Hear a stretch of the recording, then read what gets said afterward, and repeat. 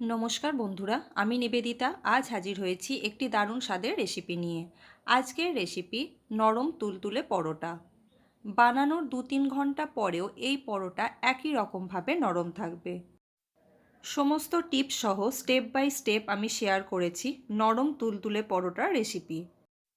আজকের এই পরোটা আমি সার্ভ করেছি স্টাফিং আলুর দম দিয়ে।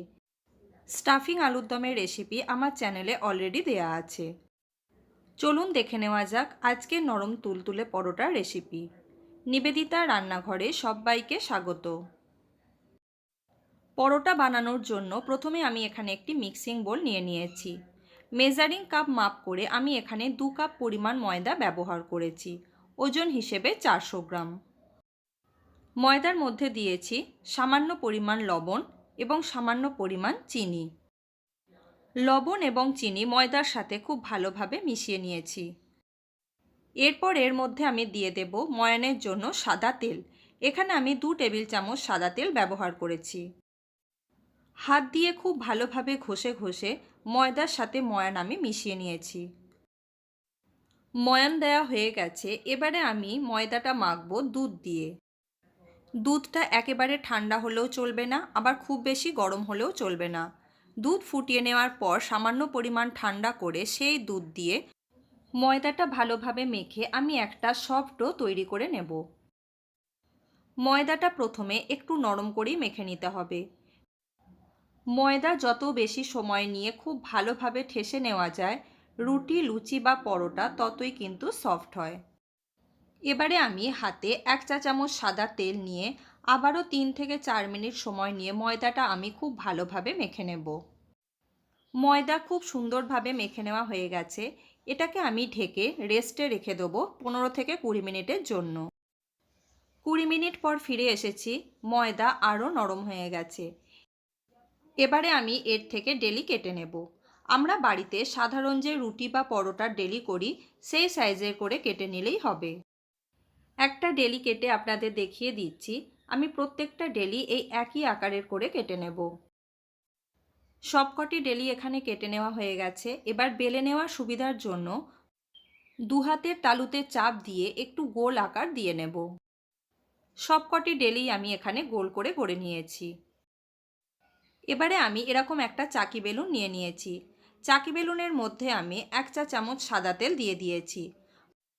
পরোটা আমি তেল দিয়েই বেলে নেব। আপনারা চাইলে ময়দার গুঁড়ি দিয়েও বেলতে পারেন, তবে ময়দার গুঁড়ির থেকে তেল দিয়ে বেললে পরোটা আরও বেশি সফট হয়।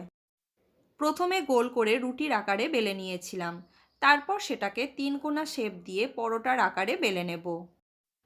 একটা পরোটা বেলে নেওয়া হয়ে গেছে। অন্যদিকে একটি তাওয়া আমি ভালোভাবে গরম করে নিয়েছি। তাওয়া ভালোভাবে গরম হয়ে গেছে। এরপর আমি এর মধ্যে একটা পরোটা দিয়ে দিয়েছি। প্রথমে গ্যাসের ফ্লেম থাকবে হাইতে, পরোটা দেওয়ার পর গ্যাসের ফ্লেম থাকবে মিডিয়ামে। গ্যাসের ফ্লেম মিডিয়ামে রেখে পরোটা এপিট ওপিট করে প্রথমে খুব ভালো করে সেঁকে নিতে হবে। পরোটার দুটো পিঠই খুব ভালোভাবে সেঁকা হয়ে গেলে অল্প অল্প করে তেল ছড়িয়ে পরোটাগুলোকে আমি ভেজে নেব।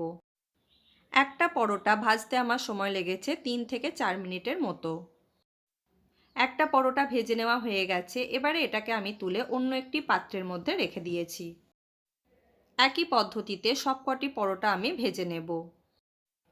পরোটা কোনো নতুন রেসিপি নয়, আপনারা সকলেই বাড়িতে পরোটা বানিয়ে থাকেন। কিন্তু অনেকক্ষণ সময় ধরে পরোটা নরম রাখার জন্য আমার এই স্টেপগুলি আপনারা অবশ্যই ফলো করতে পারেন। আশা করি আপনাদের উপকারে আসবে। দেখতেই পাচ্ছেন পরোটাটা কত সুন্দরভাবে ফুলে উঠেছে। এইভাবে পরোটা বানালে পরোটার স্বাদও কিন্তু হয় অসাধারণ। একই পদ্ধতিতে সবকটি পরোটা আমি ভেজে নেব। চলুন গরম গরম স্টাফিং আলুর দমের সাথে আমি এই পরোটা সার্ভ করে দেব। আশা করি নরম তুলতুলে পরোটার এই রেসিপি আপনাদের ভালো লেগেছে। যদি আমার এই সহজ রেসিপি আপনাদের ভালো লেগে থাকে তাহলে প্লিজ একটা লাইক কমেন্ট করতে ভুলবেন না এবং আপনার ফ্যামিলি মেম্বারের সাথে রেসিপিটি শেয়ার করে দেবেন। নতুন বন্ধুদের কাছে চ্যানেলটি সাবস্ক্রাইব করে নেওয়ার অনুরোধ রইল। পাশে থাকা বেল বাটনটি অবশ্যই প্রেস করে রাখবেন। পুরো ভিডিওটি দেখার জন্য ধন্যবাদ। ফিরে আসবো নতুন কোনো রেসিপি নিয়ে।